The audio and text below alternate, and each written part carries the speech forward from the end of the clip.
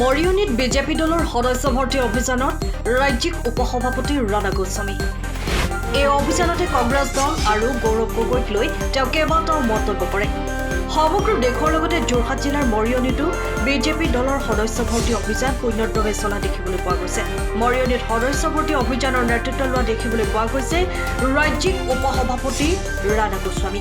লোকসভা নিৰ্বাচনত যোৰহাট সমষ্টিত দলৰ বিপৰ্যয়ৰ পাছত ৰাণা গোস্বামীয়ে মৰিয়নিৰ বিভিন্ন স্থানত আয়োজন কৰা সদস্য ভৰ্তি অভিযানত উপস্থিত থাকি দলত 9 সদস্য ভৰ্তি কৰাত তৎপৰ হৈ পৰিছে।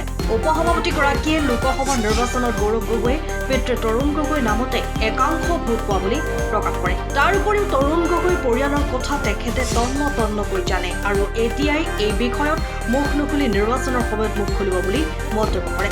আনহাতে কংগ্ৰেছ দলত থকা অৱস্থাত তেওঁ উজনি অসমত গঢ়ি থৈ অহা ভেটিৰ বাবে দলটো লাভান্বিত হোৱা বুলি উল্লেখ কৰে। তেওঁৰ মতে কংগ্ৰেছত এতিয়া তৰুণ গগৈও নাই, বিজয় কৃষ্ণ সন্দিকৈও নাই, সেয়ে আগন্তুক ২৬ত তাৰ সম্পূৰ্ণ পৰিৱৰ্তন দেখিব বুলিও মন্তব্য কৰে। মুখ্যমন্ত্ৰী হিমন্ত বিশ্ব শৰ্মাৰ লগতো তেওঁৰ ঘনিষ্ঠতাৰ কথা সংবাদ মাধ্যমৰ আগত ব্যক্ত কৰে। এইটো কোনো MLA উঠাৰ অভিযান নহয়, এইটো MLA উঠাৰ অভিযানে নহয় আৰু MLA উঠাত মৰিয়নি সমষ্টিৰ পৰা মোৰ কোনো ইচ্ছাই নাই। যিহেতুকে এজন ইয়াত কৰ্মপটু বিধায়ক ৰূপজ্যোতি কুৰ্মী ডাঙৰীয়া ধনু নামেৰে গোটেই সমষ্টিত পৰিচিত, অসমত পৰিচিত, গতিকে ধনু ৰূপজ্যোতি কুৰ্মী স্বাভাৱিকতে মই ভাবোঁ দলে চাগে তেওঁকে দিব বুলি অনুভৱ কৰোঁ।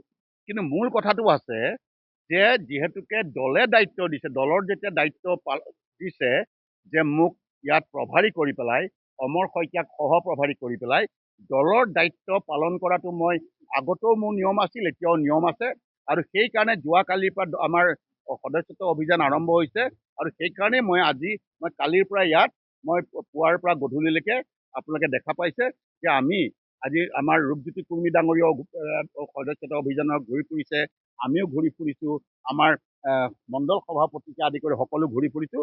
আমাৰ দলৰ যি মুখ্য উদ্দেশ্য, আমি সদস্যতা অভিযানেৰে আমাৰ দলৰ, আমাৰ ভাৰতীয় জনতা পাৰ্টীৰ আমাৰ ভেটি সুদৃঢ় কৰিবৰ কাৰণে, আমাৰ মাননীয় প্ৰধানমন্ত্ৰী নৰেন্দ্ৰ মোদীক আমি শক্তিশালী কৰিবলৈ, আমাৰ হিমন্ত বিশ্ব শৰ্মাক শক্তিশালী কৰিবলৈ, দলৰ সভাপতি ভৱেশ কলিতাক শক্তিশালী কৰাৰ স্বাৰ্থতে, আমাৰ জিলা বিজেপিক শক্তিশালী কৰাৰ স্বাৰ্থতে আমি তাৰিখত ইয়াত দায়িত্ব পালন কৰিবলৈ আহিছোঁ। ইয়াত কোনো বিধায়কৰ প্ৰশ্ন নহয়। সেইটো মই মুখেৰে নকওঁ, মুখেৰে এইকাৰণেই নকওঁ যে মই মানুহৰ মাজত মোৰ জনপ্ৰিয়তা আছে নে নাই নে, এইবিলাক আপোনালোকে যদি যোৰহাটৰ সাধাৰণ ফুটপাথ ব্যৱসায়ী, মেজিক চলোৱা, ৰিক্সা চলোৱা, ঠেলা চলোৱা সাধাৰণ জনতা বা যিকোনো আপোনাৰ কৰ্মচাৰী, এইবিলাক মোৰ মুখেৰে মই নকওঁ। মহিলা, যুৱক, আপোনালোকে যোৰহাটৰে মানুহ, আপোনালোক গৈ থাকিব, সুধি ল'ব, গম পাব। আৰু পৰৱৰ্তী পৰ্যায়ত এতিয়া নকওঁ, 6 মাহৰ পিছত আপোনালোকে মই এতিয়া গৌৰৱ গগৈৰ বিষয়ে একো নকওঁ, কিন্তু 6 মাহৰ পিছত আপোনালোকে মই ক'ব নালাগে, আপোনালোকে উল্টাই মোক প্ৰশ্ন সুধিব। মানুহৰ মুখত যেতিয়া শুনিবলৈ পাব কিছু কথা 6 মাহৰ পিছত, 6 মাহ 7 মাহ যোৱাৰ পিছত, তেতিয়া আপোনালোকে আকৌ মোক নিজে সুধিব এইবোৰ কথা ওলাইছে কেনেকুৱা। সেই কথা এতিয়া না, মই নকওঁ, দলে য'ৰ পৰা দিব তোৰ পৰা কণ্টেষ্ট কৰিম, আৰু দলে যদি মোক নিদিয়ে বোলে পাৰ্টি কাম কৰা, পাৰ্টি কাম। এতিয়া দেখা পোৱা গৈছে, মোক এই আমাৰ গিৰীশ দাস সভাপতিয়ে মোক কৈছে, যোৱাকালিও কৈছে, আজিও কৈছে যে দাদা বোলে বহুত নতুন মানুহ ওলাই আহিছে। সেইটোৱে আমাৰ কাৰণে শুভ লক্ষণ। অকল এইটোৱে নহয়, আমি গোটেই উজনি অসমত মই এতিয়া খবৰ লৈছোঁ, কালি লৈছোঁ, যিহেতুকে মই কংগ্ৰেছত থাকোঁতে বিশ্বনাথ চাৰিআলি, লখিমপুৰ, ধেমাজি, তিনিচুকীয়া, ডিব্ৰুগড়, চৰাইদেউ, শিৱসাগৰ, যোৰহাট, গোলাঘাট, মাজুলী, এই 10খন জিলাৰ মই প্ৰভাৰী আছিলোঁ আৰু সেই 10খন জিলাৰ মই প্ৰভাৰী হিচাপে তাৰ বহু কংগ্ৰেছ কৰ্মীৰ লগত মোৰ ভিতৰুৱা তেওঁলোকে মোক ফোন কৰি থাকে। এইটো নহয়, ইলেকশ্যনৰ সময়ত গম পাব। মই জইন কৰাৰ লগে লগে তিনিচুকীয়া জিলা সভাপতিয়ে ৰিজাইন দি দিলে। শৰৎ বৰকটকীৰ দৰে নেতাৰ পুত্ৰই সোণাৰীৰ সভাপতি পদৰ পৰা ৰিজাইন দি দিলে। এতিয়া মোৰ লগত ভালেমানখিনি যোগাযোগ ভিতৰুৱাকৈ চলি আছে। আপোনালোকে সময়ত গৰম খবৰবিলাক গম পাব।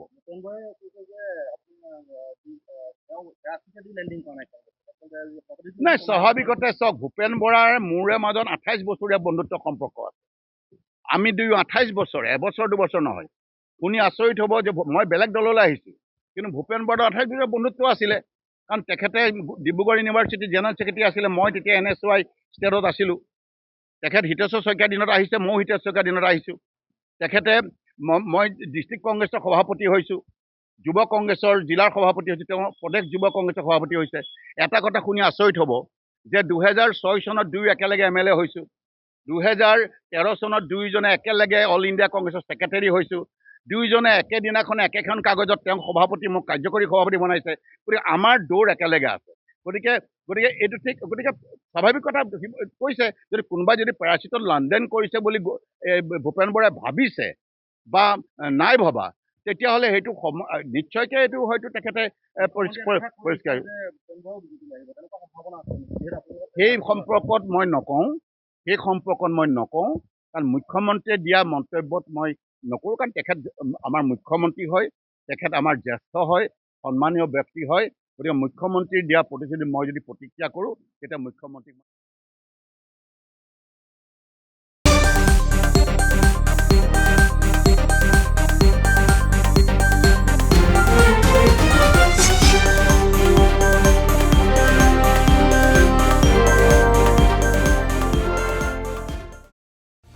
সময়ৰ খবৰ সময়ত পাবলৈ ফ'ল' কৰক টাইম অফ আছাম।